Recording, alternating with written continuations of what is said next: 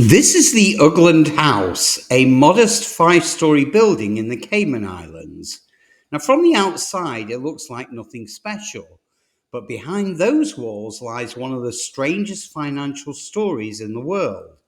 At one point, more than 20,000 companies were registered to this one single building. That's right, 20,000. Politicians like Barack Obama and Bernie Sanders have called it everything from the biggest tax scam in the world to a phony address for billionaires. And yet, here's the kicker: it isn't illegal. It's part of a global system known as offshore banking. And it's the mechanism the ultra rich, from corporate CEOs to celebrities and politicians, well, they use it legally to sidestep the kind of taxes that regular people like you and me could never avoid.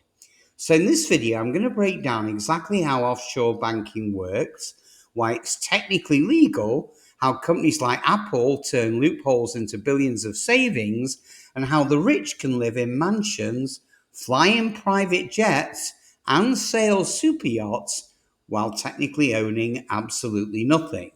So by the end, you'll see how this shadow financial system operates and why most people will never be allowed inside. But just before we do take a deep dive, it's imperative you hit that like button and subscribe so that you get notified the minute we produce another game-changing video that affects your finances.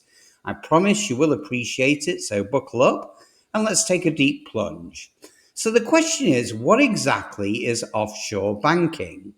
Well, at its simplest, it means placing your money in a country where the rules are more favorable to you. Now, these countries are known as offshore financial centers, and for them, banking secrecy is a full blown industry. See, they don't just offer savings accounts, they offer entire systems designed for privacy, flexibility, and tax efficiency. So, in places like the Cayman Islands, Switzerland, Luxembourg, Singapore, or even Hong Kong, the entire economy revolves around attracting wealthy clients who want just one thing: to pay less and to keep more. And the numbers, well, they're truly staggering. Experts estimate that more than $10 trillion are sitting in offshore centers worldwide. Now, that's more than the GDP of Japan, locked away in accounts that most people could never even access. Now, according to the OECD, nearly 10% of all household financial wealth on Earth is hidden offshore.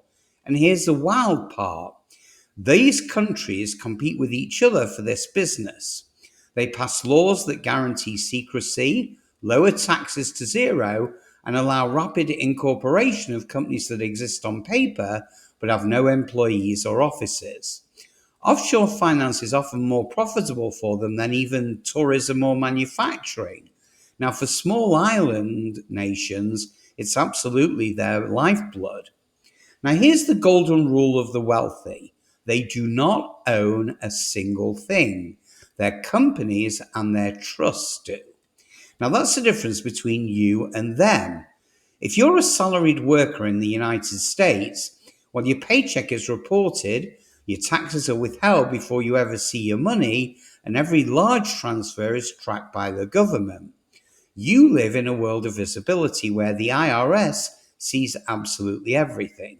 But the rich? Well, they use layers of legal entities to make themselves invisible.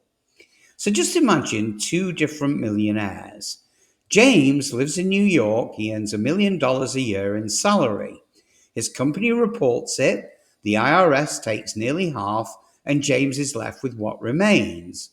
Then there's Mike, who technically earns nothing. Instead, Mike set up a trust in the Cayman Islands that owns a holding company in Luxembourg.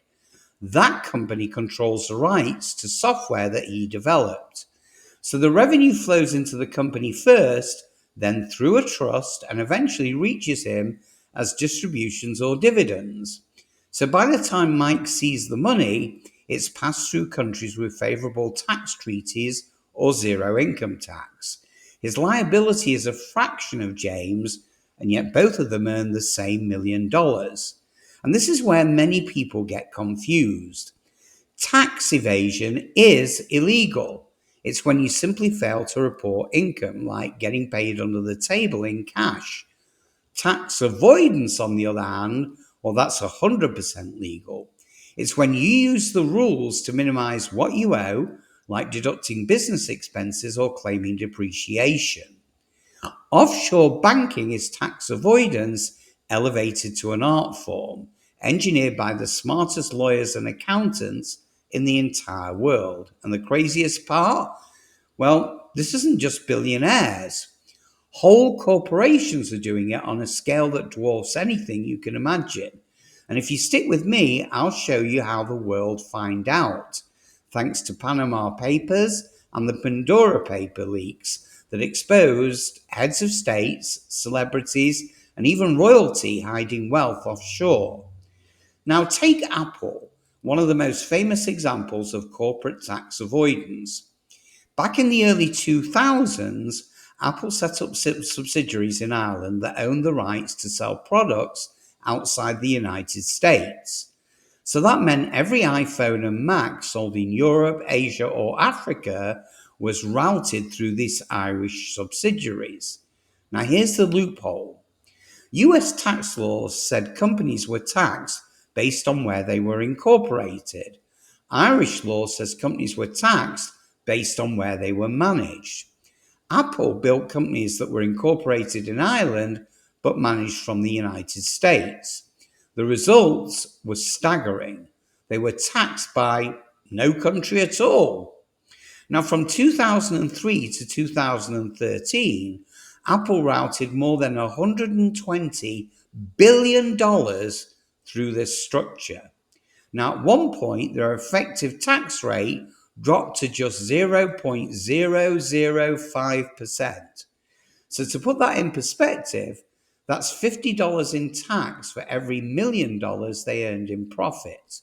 So, eventually, the European Union stepped in and ordered Apple to pay $14 billion in back taxes. But by then, the strategy had already saved them tens of billions, and Apple wasn't alone. Amazon, Google, Nike, Starbucks, and Microsoft, they've all used offshore systems to minimize their bills.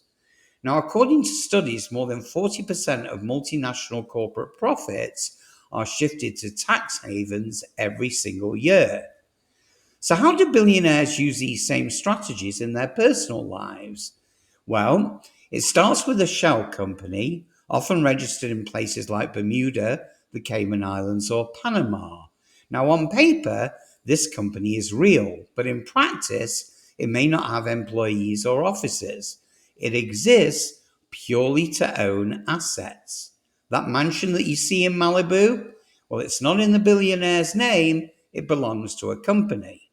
That private jet or art collection, also not theirs. The bank account that pays for it all, controlled by the company. So by not owning anything personally, the billionaire shields themselves from taxes, lawsuits, and even government seizures. But there's another layer. Those companies are then owned by trusts, usually set up in different jurisdictions entirely. Now, the trust doesn't list the billionaire as the legal owner. Instead, they're just listed as the beneficiary, which means they get to use everything, the yacht, the house, the jet, but none of it is technically theirs. And that's why billionaires can confidently say, I don't own anything, and still live a life of unimaginable luxury. And here's where it gets even more mind-bending. Now, you might be asking, if everything is offshore, how do they actually spend the money without triggering taxes? And the answer is brilliant in its simplicity. They borrow against it. So let's say you have a billions sitting in offshore accounts. Well, rather than bringing the money home and paying taxes, you use it as collateral for loans. Now, when you're sitting on that kind of wealth, well, banks line up to lend at ultra low interest rates. So you get cash in hand, but it's not income, so it isn't taxable. Now, this system has a name, and the name is buy, borrow, die. You buy assets, you borrow against them to fund your lifestyle, and when you die, Your heirs inherit the assets with a stepped up cost basis that erases much of the tax liability. And that's how billionaires can live in luxury, spend freely, and report almost no taxable income. And this is just the surface, because in the next episode, I'll show you how buy, borrow, die became the single most powerful wealth strategy in history. Now, here's why this matters to you. Offshore banking isn't just a playground for billionaires, it has global consequences. The Tax Justice Network estimates governments lose more than $500 billion every single year to offshore systems.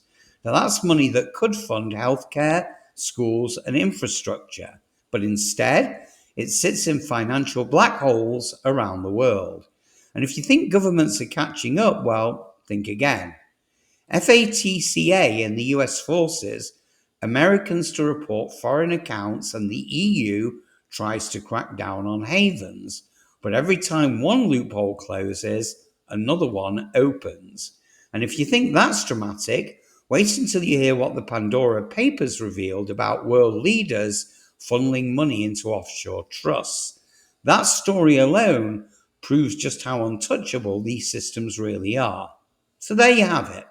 The legal way the rich never pay taxes through offshore banking. Which part shocked you the most?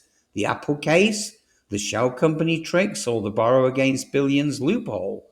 Drop your thoughts in the comments below. And don't forget to smash that like button and subscribe so that you never miss another breakdown of the financial systems the rich don't want you to understand. And after this, check out a future video on how the rich also use LLCs to hide their assets and avoid taxes. Because once you see the full picture, well, it'll change the way you think about money forever. In the meantime, have a wonderful day, and I'll see you guys on the next one.